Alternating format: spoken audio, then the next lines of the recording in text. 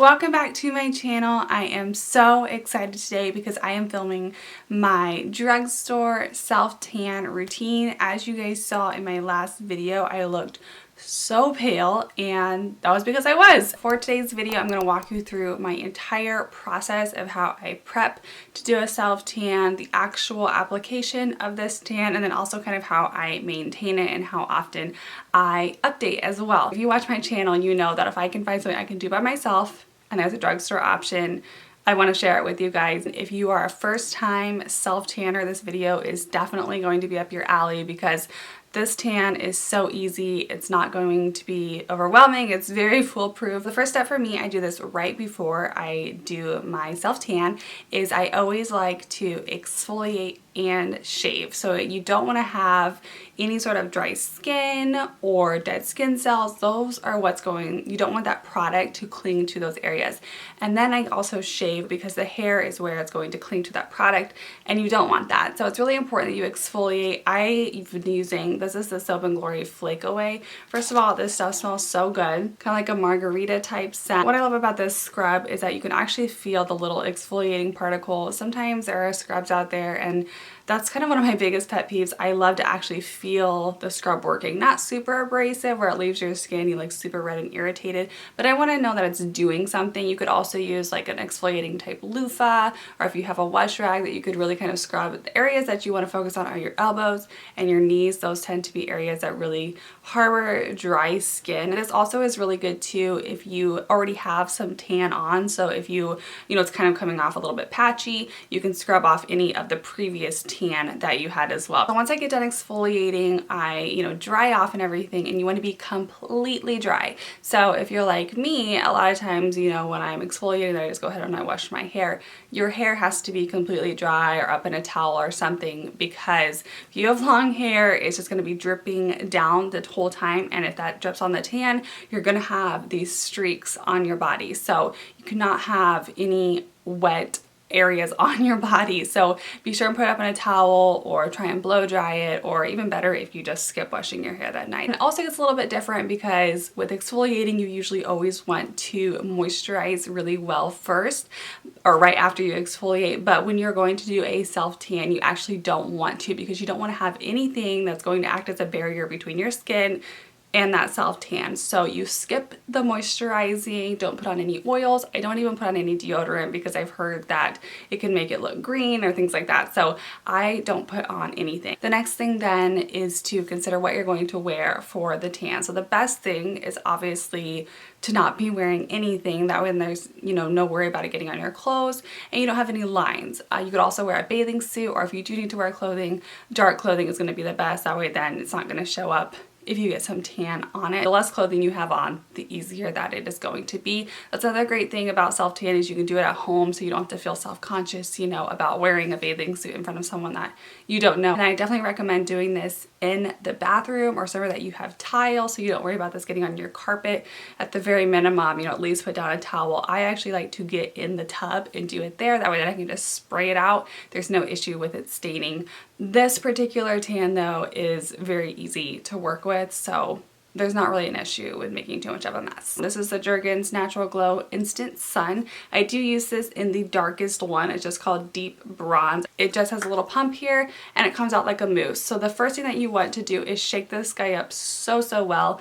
Even if you think that you've shaken it enough, I do it a little bit more just to really mix up that color. One of my biggest tips with self-tanning is to have a mitt. It's not clean. I've tried to rinse it out, but it just really stains it. You could probably find this at Walmart or Sally's, I'm sure. And they're super inexpensive because there's not a lot to them. They're not crazy good quality or anything, and you don't need like a really expensive one either. Don't spend a lot of money, but I prefer a mitt. I know some people will use like a big fluffy powder brush, so if you don't have a mitt and you just want to use a brush.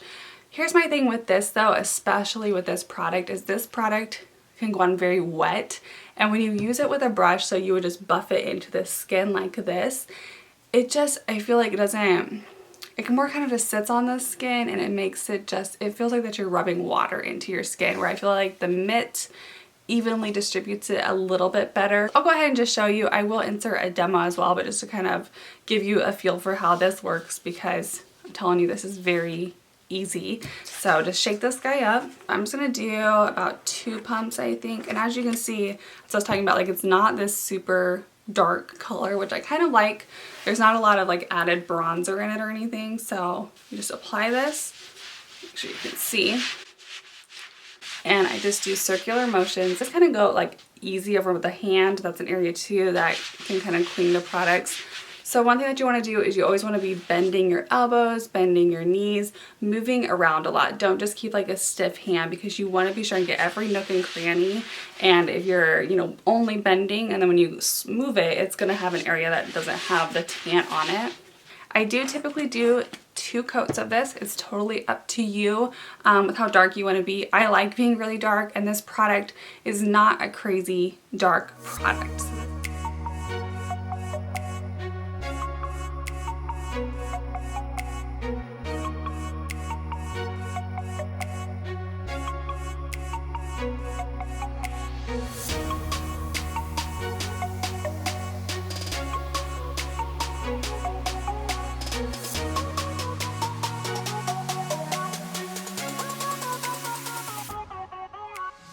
Is a scent with this product, and it is pretty strong. So something that's really unique about this product is there is no processing time. Most self tanners, you know, they want you to keep it on for a while so it can develop the tan.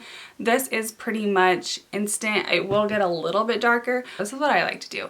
I say, you know, come home from work and you have your evening, and right away, you know, do your exfoliating, shave, put on your tan, and then keep it on all evening. So like from 5 to 8 or 9, and then I shower it off. That way then it gets some processing time, also kind of rinse off that scent.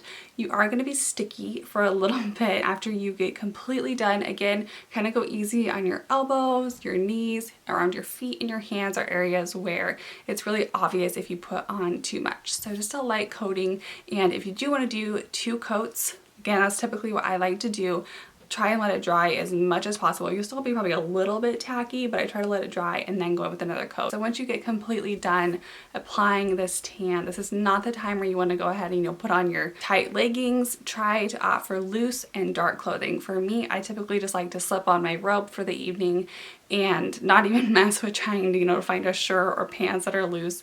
Maybe loose pajama pants are good, but that's what another great thing about doing it at home is that you don't have to worry about taking clothes that are going to look good in public or anything either, and you can just slip on your robe and be good for the night. So then once you rinse this product off, you do not want to be scrubbing at all. You just honestly just let the water run off your body, and from here on out then, to keep this tan, you want to do really quick showers. No long hot baths, no using a loofah. Keep the water temperature not super hot because it's going to dry it out. And then when you get out of the shower, pat dry. You don't want to be rubbing it with a towel. Again, you can just rub the tan off. So pat yourself dry, and then this is where the moisturizing is so important, because moisturized skin is going to hold a tan a lot longer than dry skin is. Really slather on the moisturizer, be really diligent about it, especially when you're doing self-tanning this time of year when your skin is naturally going to be a little bit drier. So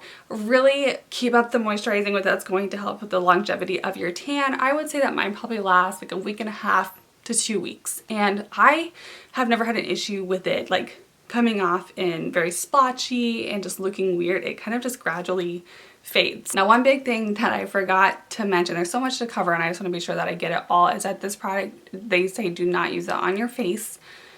And I cheat a little bit. I do use this on my face. Typically what I like to do is to put a little, not even a full pump, like half a pump, and I mix it with my face moisturizer and I put it on that way.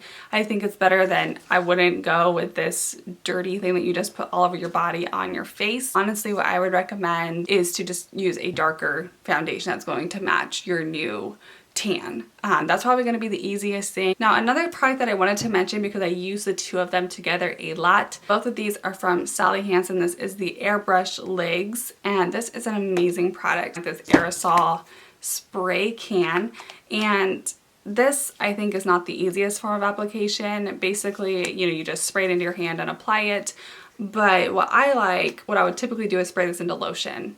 And so what they did is they just simplified it into one step, where this is like a lotion format. So this one is in Tan Glow and this one is in Deep. This guy, if you're looking to find this, is usually right by like all the sunscreens and things like that. The Sally Hansen is usually by all of the nail products in that section. I will use this kind of as my base. And then for whatever event, so for example, for my pictures, I went ahead and I put this on. It's essentially like wearing pantyhose without actually having to wear pantyhose. This is water resistant, it's salt resistant. So my knees tend to always look a little bit ashy, and this just makes them look so smooth. So this is perfect if you have a lot of discoloration on your legs, or you know, veins, things like that that you want to cover up, because it is like leg makeup. As you can see, it's just a really gorgeous natural color. So if you are a little bit scared of using the tan, you totally could just use this. This is great for like a one-night event. You have a wedding to go to or something else where you just want a little bit of tan and self-tanning kind of scares you. Ooh, just knocked it over. But very easy, very natural color, and this, you know, again, is no processing time. You could walk out the door just with applying this on there. So that's kind of my tips and what I like to use. I love mentioning these because these are both at the drugstore, very affordable and very easily accessible products to get you through the winter. I hope that this video was helpful, and I'll see you guys in my next video. Bye!